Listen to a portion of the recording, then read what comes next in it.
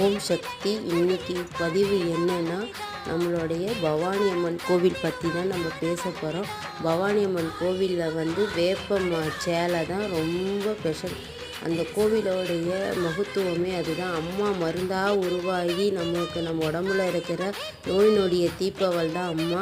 மகமாயி வாத்தவங்களுக்காகவே அந்த அம்மாவோடைய வேப்பஞ்சலையை வாங்கி வேண்டுதலுக்காக கட்டுவாங்க.